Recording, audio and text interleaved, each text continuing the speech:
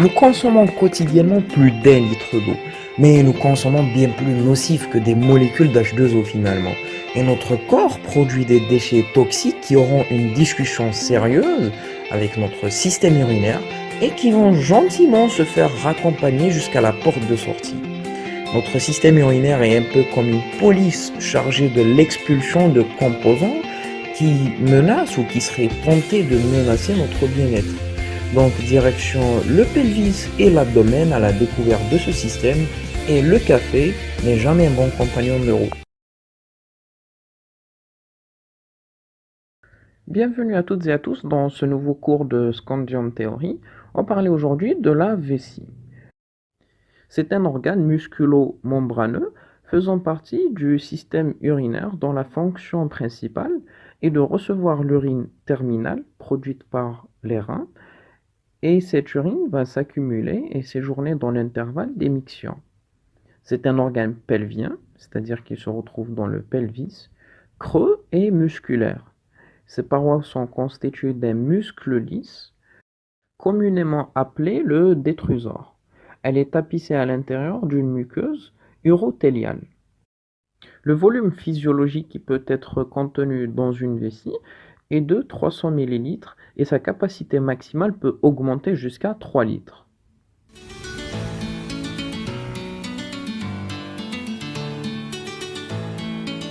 On va à présent aborder la situation de la vessie. La vessie à l'état de vacuité est pelvienne. Elle est située en arrière de la symphyse pubienne et du pubis.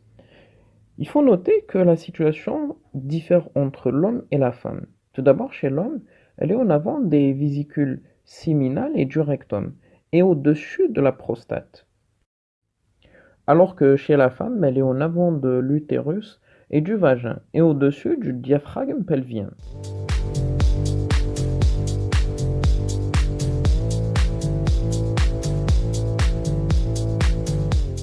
La vessie présente une forme pisiforme.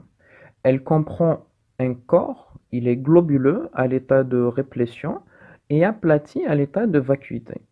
Il présente une face supérieure et deux faces inférolatérales. Un apex qui est antérieur, un fundus qui est postérieur et un col se continuant par l'urètre. Les dimensions de la vessie dépendent du volume qu'elle contient. En effet, quand elle est vide, elle mesure environ 6 cm de longueur et 5 cm de largeur, alors que quand elle est pleine, la vessie double quasiment de dimensions. De ce fait, la compliance vésicale, c'est-à-dire la possibilité pour la vessie de changer de conformation pour accueillir un volume important, dépend essentiellement de sa face supérieure.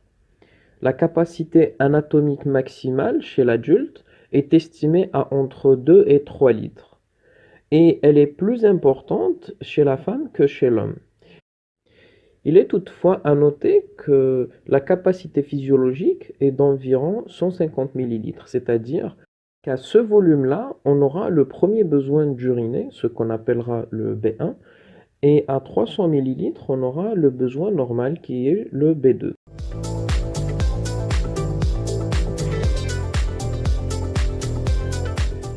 On va parler à présent de la configuration interne de la vessie. De dehors en dedans, on retrouvera une tunique externe composée par l'adventice qui se trouve être le fascia vésical. On va parler de celui-ci un peu plus tard. Et on retrouve aussi avec cette tunique externe une séreuse. Sous cette tunique externe, on retrouve le détrusor. Détrusor veut littéralement dire pousser vers le bas. Celui-ci est formé par un tissu musculaire et un tissu conjonctif. Celui-ci représente plus de la moitié du détrusor. On peut donc penser que l'augmentation de la proportion en tissu conjonctif va ultimement diminuer la compliance vésicale. Au sein du détrusor, on va retrouver deux couches musculaires longitudinales internes et externes, et au milieu, on retrouvera une couche circulaire. Et enfin, on va retrouver la muqueuse. De dehors en dedans, on retrouvera une lamina propria sur laquelle repose un épithélium de transition. On l'appelle aussi l'urothélium. Il est aussi présent dans d'autres structures du système urinaire. Cette muqueuse contient des plis et ceux-là s'aplatissent quand la vessie est à l'état de réplétion. Une petite remarque importante, certains professeurs enseignent un enchaînement de couches différent au sein du détrusor. Donc, pour vos examens, il faudrait vous référer à leurs enseignements. Pour notre part, on a vérifié l'information dans 5 ouvrages d'histologie, ainsi que dans le Virtual Lab de Histology Guide, que je vous mets en description pour votre savoir propre.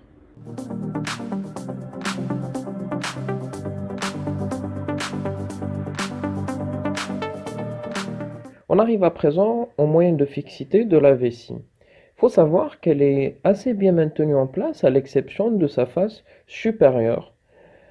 Et ces moyens de fixité incluent des fascias, des ligaments, le diaphragme pelvien et le périnée. On va tout d'abord parler du fascia vésical.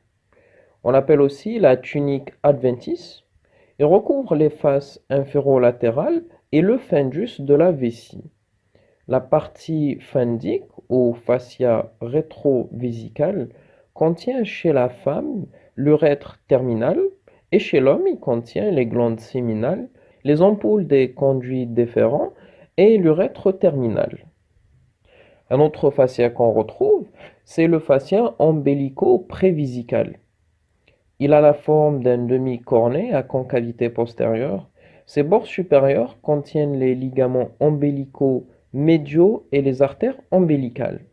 Concernant les ligaments de la vessie, on va retrouver tout d'abord le ligament ombilical médian, qui est tendu entre l'apex vésical et l'anneau ombilical.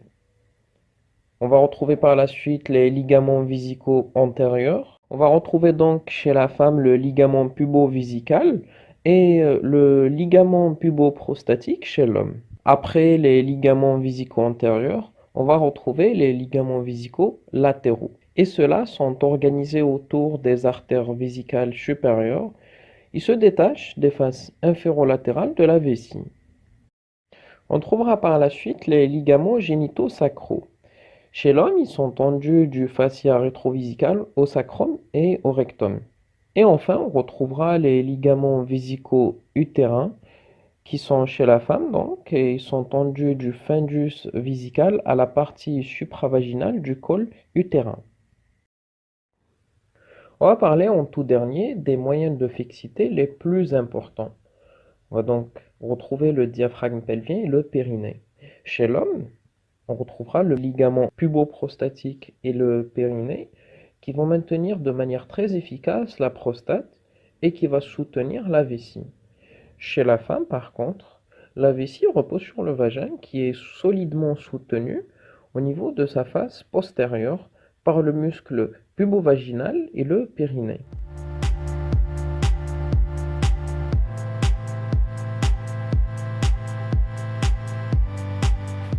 On va à présent parler des rapports de la vessie. Il est à noter qu'on va parler des rapports d'une vessie à l'état de vacuité. La face supérieure est tout d'abord tapissée entièrement par le péritoine. Donc par l'intermédiaire du péritoine, la vessie va répondre aux onces grêles, le côlon sigmoïde, et en plus de ça, chez la femme, on va retrouver le corps utérin. Concernant les faces inférolatérales, elles sont recouvertes tout d'abord du fascia ombilico-prévésical. Elles répondent à la paroi pelvienne par l'intermédiaire des espaces rétropubiens en avant et paravésical latéralement. Le fundus ou bien la base présente des rapports différents chez l'homme et chez la femme. Tout d'abord, chez l'homme, elle répond à la prostate en avant et en arrière, elle répond aux vésicules séminales et aux ampoules des canaux déférents. Le péritoine descend un peu sur cette face avant de se réfléchir sur le rectum, ainsi formant le sac vésico-rectal, ou bien ce qu'on appelait anciennement le sac de Douglas. Chez la femme, dans son tiers supérieur, elle va répondre au col utérin et dans les 2 tiers inférieurs va répondre au vagin.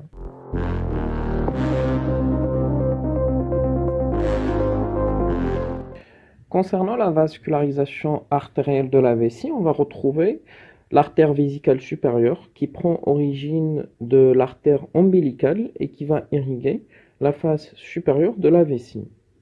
L'artère vésicale inférieure est retrouvée uniquement chez l'homme et elle irrigue la partie inférieure du corps et du fundus, ainsi que le col vésical. L'équivalent de cette artère chez la femme est l'artère vaginale. Les artères pudendales et obturatrices participent à cette irrigation. Une remarque importante est la confusion entre les différents ouvrages concernant l'artère vaginale. En effet, certains anatomistes, comme le professeur Kamina, affirment que l'artère utérine donne la branche vésico-vaginale qui va irriguer la partie inférieure de la vessie, alors que d'autres affirment que l'irrigation se fait via l'artère vaginale, comme je viens de vous le dire. Pour notre part, après une dissection de cadavre, on pense que c'est l'artère vaginale dont il est question, mais pour vos examens, il faudra vous référer à vos professeurs. Et concernant le drainage veineux, on va retrouver le réseau veineux sous-muqueux, ainsi que les veines des parois vésicales, qui vont rejoindre en avant le plexus rétropubien, qui se draine lui-même dans les veines pudendales internes. Et latéralement, on va retrouver les veines vésicales, qui vont se drainer dans les veines iliaques internes.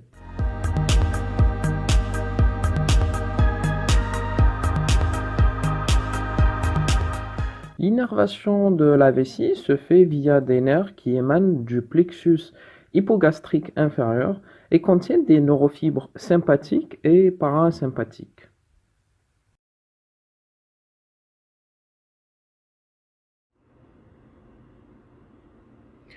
On va parler aujourd'hui de deux cas cliniques intéressants dans le cas de l'étude de la vessie. Tout d'abord, on va sur cette urographie intraveineuse, une tumeur de la vessie. L'incidence des tumeurs vésicales est la plus importante parmi les tumeurs du système urinaire selon the American Institute for Cancer Research, avec plus de 500 000 nouveaux cas en 2019 dans le monde. Et ce sont les hommes qui sont les plus atteints avec 400 000 cas. Environ un tiers des cas sont des tumeurs multifocales.